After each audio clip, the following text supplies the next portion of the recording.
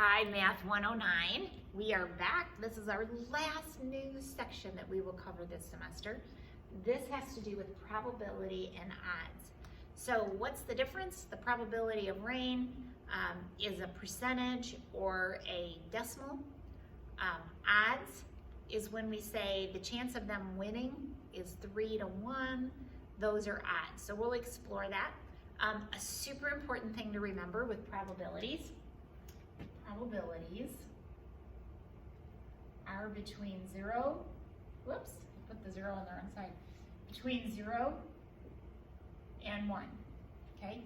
And we can think of it as 0% and 100%, okay? And I will kind of bop back and forth between percentage and decimals because I want you to be really comfortable with that. But probabilities have to be between 0 and 1. You can't have less than 0% and you can't have greater than 100%. 100% is it's certain to happen. 0% is there's no chance, okay? You cannot be outside of those bounds. It's a foundation. All right, introduction to probability. The chance of something happening is the probability of the event.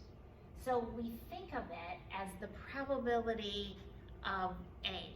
If A is the chance of rain or the chance of sun, okay? Let's keep going. So let's say the same dice that we were using earlier, and we talked about our outcomes. We could have a 1, a 2, a 3, a 4, a 5, or a 6. So the possibility of those outcomes, and we're gonna assume they're equally likely. We're gonna assume this is a fair dice. There's nothing fancy about it. It doesn't have weights on one side. So the probability of an outcome of a dice, all of them are equally likely. So if I had 4 balls of the same size, but different colors, okay? So I reach in, it's a black bag or some sort of bag that I can't see in. I reach in, they all feel the same. They're all equally likely that I'm gonna pull them out.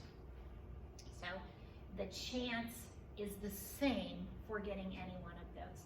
So there's a 1 out of 4 chance that I'm gonna get a red ball because there's 1 red ball out of 4.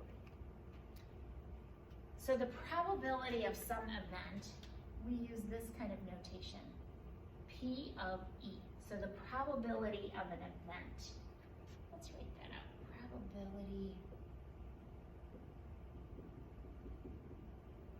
of an event. And what's an event? Maybe I get the red ball. Maybe I roll a 2 on the dice, okay? Those are probabilities of an event, okay? So that's the event part of it. And then we have our sample space. Again, I think of sample space as like the walls of this room, a playpen, a fence. These are the possible outcomes. So a fair coin for which it's equally likely to get heads or tails. Now, some might argue that it's not equally likely, but we're gonna assume it is, all right? So a fun thing to read about is there are people that have done studies that said, no, it's not really 50-50 on a coin. Really, it's not equally likely. So it will result from a single toss. It's tossed 3 times. What is the probability that we'll get 2 heads and 1 tail? What is that probability? So remember how we had in 12.1, we wrote out the different options. So I could have heads, heads, heads, heads, heads, tails, heads, tails, heads, heads, tails, tails. All these different options. This is actually a great time to do one of these decision trees. So start, how many, I'm gonna toss 3 times. So I have 1, 2, 3. So I could have heads or tails. I could have heads or tails. Heads, tails. I could have gotten, let me move these 1, 2, 3 over. I didn't write quite as big as I thought I would here. Heads, tails, heads, tails, heads, tails, heads, tails. And let me grab my red pen and we'll write out all these different combinations. I could have heads, heads, heads. So heads, heads, heads. I could have heads, heads, tails, tails, heads, tails, heads, heads, tails, heads, heads, tails, tails. Tails, heads, heads. Tails, heads, tails. Tails, heads, tails. Tails, tails, head. Tails, tails, heads, tails, tails, tails, tails, tails. So pretty exciting here. All right. So that's how those different outcomes, let's see, 1, 2, 3, 4, 5, 6, 7, 8, which is what I would expect, because if I did 2 times 2 times 2, I would get 8. So just trying to wrap these 3 sections closer together for you. So the elements in the event are, because what we wanted to get 2 heads and 1 tails. So the ones that satisfy that, let's see, 2 heads, there's 2 heads, 2 heads, 2 heads, I guess that's it. There are 3 different ways that we could get 2 heads and 1 tails. So the probability of that event, what is my event? 2 heads and 1 tails, is I take the number of possible outcomes, okay, and then I divide it by the total. So the probability of getting 2 heads and 1 tail, there's 3 ways that could happen out of 8 total. So the answer is 3 over 8, which happens to be, if you like decimals better, 0.375, or 37.5%, okay? A little less than half, right? So a little less than half of the time, you're gonna get that. So when I think about, if I thought about this in a experimental or an empirical way, the number of times event E, so what was event E? 2 heads and 1 tail. And the number of the times the experiment was performed, or the number of possible outcomes is, I think, an easier way to think of it. We had 8 possible outcomes. There was 3 successes. What was success? 2 heads and 1 tail. So a survey showed that the following information on the ages and party affiliations of registered voters in a certain city. If one voter is chosen at random from the survey, what is the probability that the voter is a Republican? Well, I have different age groups. Republican, this is actually very real life data, okay? Some of you may even get a summer job helping with the census, doing something to perhaps a political candidate that you want to help campaign for. They gather all this kind of information. So, for instance, people 18 to 28, perhaps the Republicans, Democrats, Independent, other. People over 50, a little more even in their spread. People 39 to 49, very even. Again, this is hypothetical data. It probably came from somewhere. I don't know where it came from, but we can break it down by age range. We can decide if they're Republican, Democrat, Independent, other. Maybe they jump back and forth. Maybe they don't vote, whatever. And then we have totals. So we're going to use that information to do some probability work. So if I wanted to know the probability that it's a Republican, so I would go back and I'd say, well, here's how many Republicans. There's 1,038. There were a total of 3,228 people in the entire study. So I have 1,038 Republicans, 3,228 people total. I do a simple division. I find that about 32% of the people are Republicans. So 32% chance that it's a Republican. I am going to skip over this genetics because I find that those sometimes are tricky. So I'm going to skip over that example real quick there. Calculating odds. So again, probability is the number of, I'm going to call it successes. All that means it's the outcome I'm looking for. I'm looking for Democrats. I'm looking for green frogs. I am looking for blue fish, whatever it is, out of number of trials.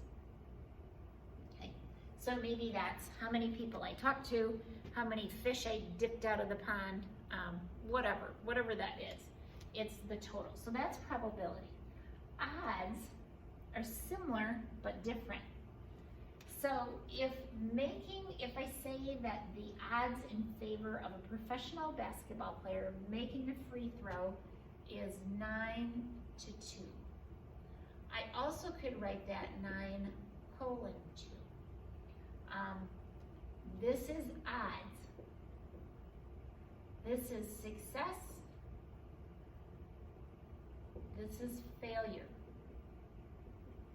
Okay, so the difference is probability, success over total. Odds are success to failure. And it matters what you say first, okay? Wins to losses, okay? Make a free throw to not making a free throw, okay? So whatever you say first is the thing you're looking for. So it's important that you take care of that. I can turn this odds into a probability by saying 9 over 9 plus 2. So 9 over 11. Okay? So that's a probability because I took the number of successes over the total number of trials. So that's the difference between odds and probability. Now, there'll be some formulas that I'll give you, but the truth is I want you to understand the concepts first, okay? Because it can be tricky just looking at formulas, but if you understand the difference that probability is successes out of total and odds is successes versus failure, well, if I need to turn this into probabilities, I take the successes over the total. What is the total? The successes plus the failure. Okay? So the odds in favor is the number of favorable outcomes to number of unfavorable. So I like to call that successes to failures because not only can I write my odds 9 to 2, 9:2, but I could also write it 9 over 2. These again are odds, right? That's the odds in favor. Odds against, whatever I say first, unfavorable to favorable, okay? Failures to successes. So if a pair of dice is rolled once, what are the odds in favor of rolling a sum of 7? Well, how many different ways can I make 7 if I roll 2 dice? I could have a 1 and a 6. And by the way, 1 and 6 and 1 are 2 different outcomes. So maybe I have a blue die and a green die. 1 and 6 is different than 6 and 1. 2 and 5 is different than 5 and 2. 3 and 4 is different than 4 and 3. So there's 1, 2, 3, 4, 5, 6 different ways that I could come out with 7. What is the total number of ways that I can roll 2 dice? Well, it's 36. If you remember back from, I think that was in 12-1. I have 6 outcomes on the first one times 6 on the second. There's 36 outcomes when I roll 2 dice.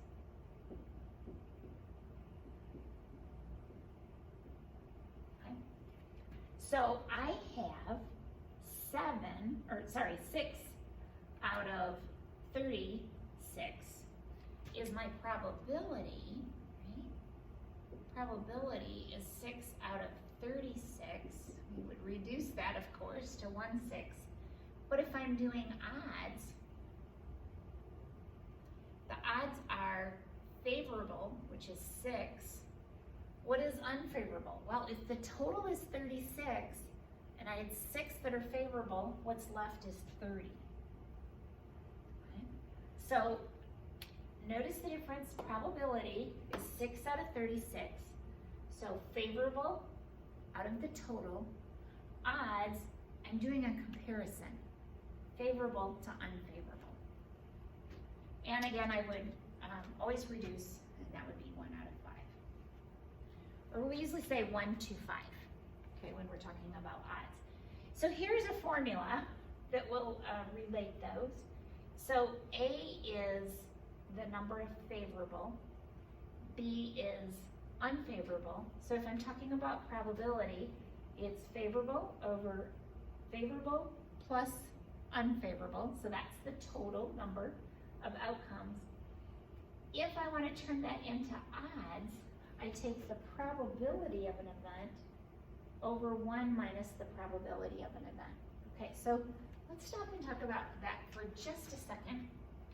So the probability of an event is the probability of success. It's getting whatever you want. Now, right now we're talking about COVID-19, so probability of success could be testing positive on COVID-19. Doesn't seem very successful, does it?